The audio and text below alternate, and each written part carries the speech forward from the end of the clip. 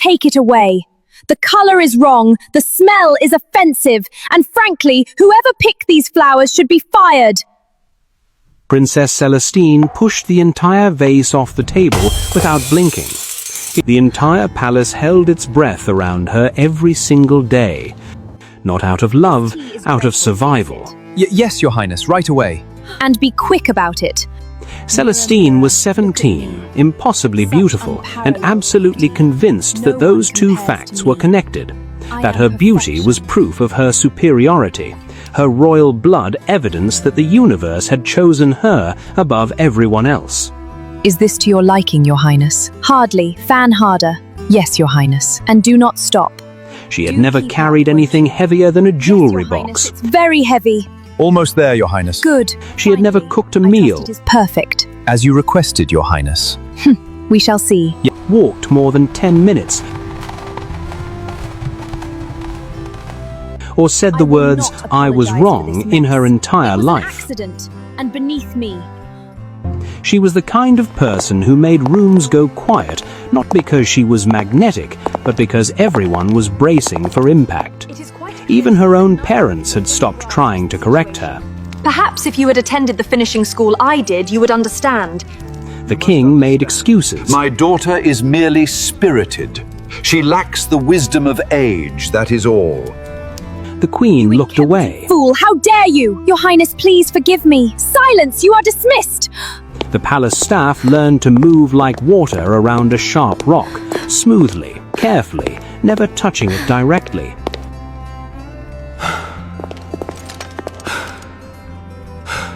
What nobody in the palace knew was that the old gardener who had tended the royal rose beds for 30 years was not exactly what she appeared to be. Her name was Daya. She was small, sun-darkened, and perpetually soil-stained.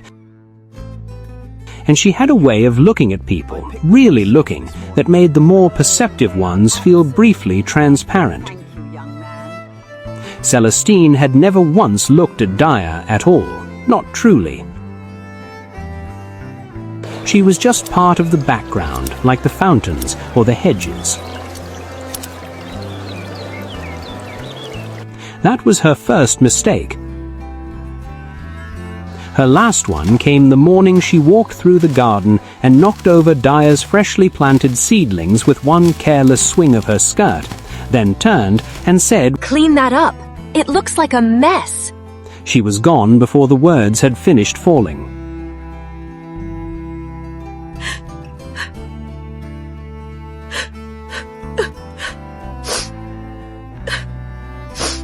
Daya straightened slowly, looked at the crushed seedlings that had taken her 2 weeks to nurture from nothing, and quietly, with the patience of someone who had watched seasons change for centuries longer than anyone guessed, she made a decision.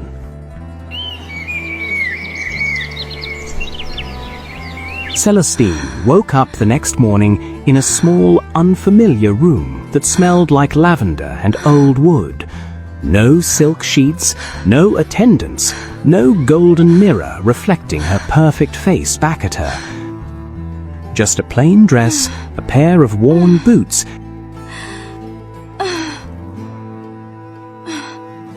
and a note on the windowsill that read, "Find your way back. You'll know when you're ready." She screamed, predictably. Then she waited for someone to come. No one did.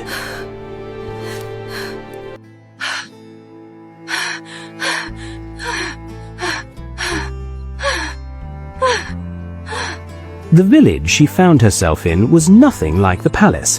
It was loud and messy and alive in a way that made her deeply uncomfortable. Children running between market stalls, traders arguing cheerfully over prices, the smell of bread and wood smoke mixing in the open air. Nobody bowed, nobody moved out of her way. A fair price for you. A woman nearly walked into her and said, "Watch it, love," and kept going without a second glance. Celestine stood in the middle of the market square with her jaw slightly open and absolutely no idea what to do next. It was, genuinely, the most lost she had ever felt. Fresh today. I'll take a dozen. Best prices in the market. You look like someone who's never had to figure anything out for themselves. She spun around. A girl her age was leaning against a baker's cart, arms folded, with the kind of steady, unbothered expression that Celestine found immediately annoying.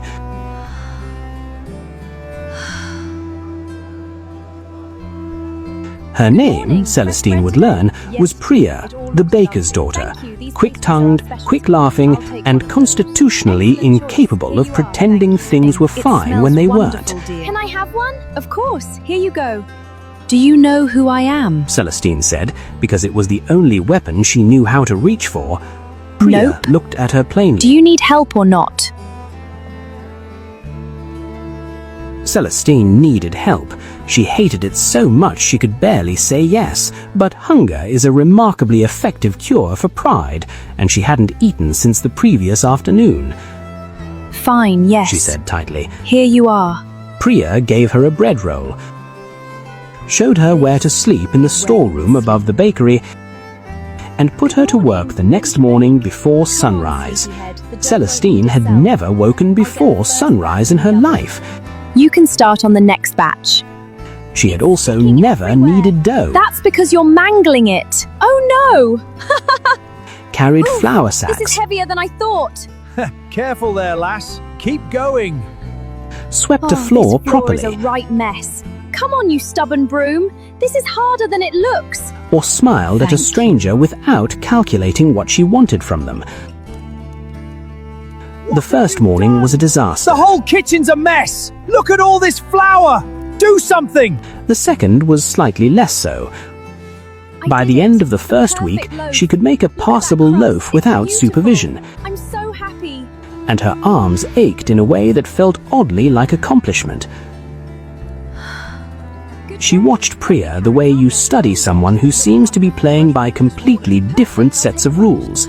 Priya laughed at herself when she made mistakes. Are you all right? I'm fine, just look at this mess. You are impossible. She argued loudly with the market traders, Dear. It's twice what it's worth. Quality costs, young lady. and then This bought them is tea. wonderful. The secret's in the herbs. He always says that. It's perfect. She remembered which customers were having hard weeks and quietly added an extra roll into their bags.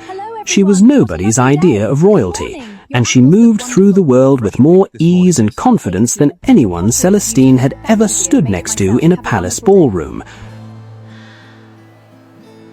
How do you do that? How do you Celestine do that? asked one evening, watching Priya calm down a crying child with nothing but a warm voice and a piece of bread. How do you make people feel like you actually care?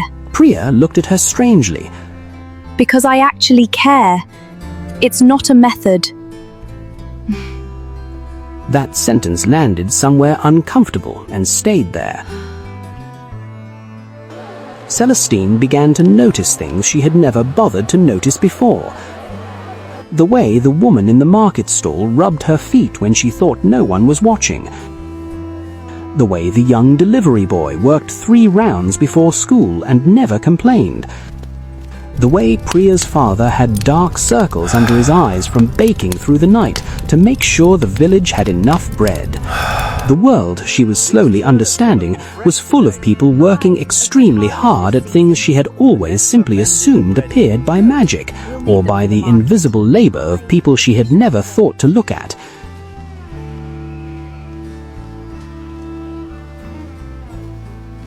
She thought about the servant on the floor picking up pieces of a vase she had broken. She thought about it often. It sat in her chest like a splinter she couldn't reach.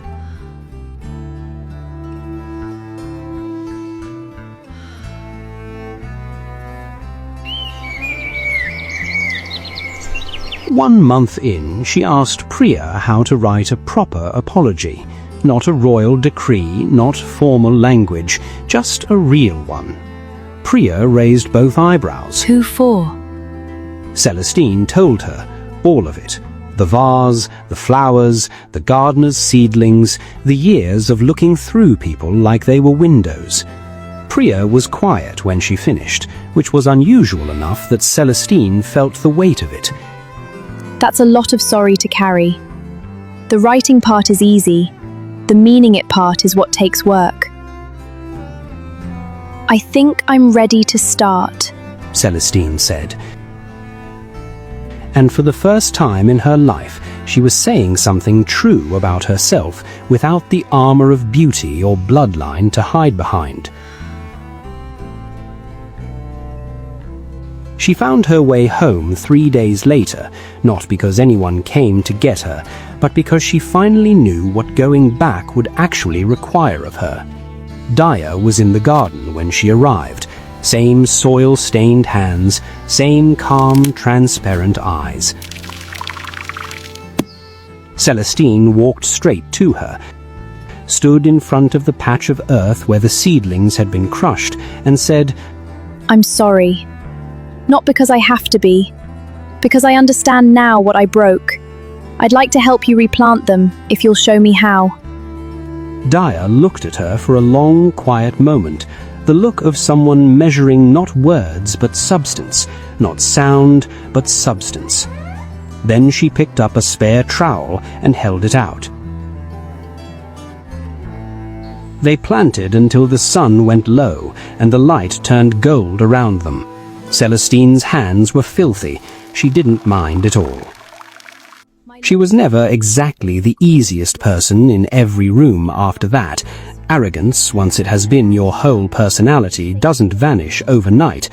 But she caught herself. She corrected herself. She learned names. Every servant in the palace, every trailer in the market, every person she had once looked through like glass.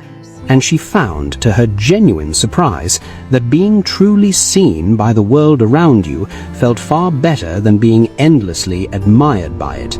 A princess who learns to look outward, it turns out, is far more powerful than one who only ever looked in the mirror.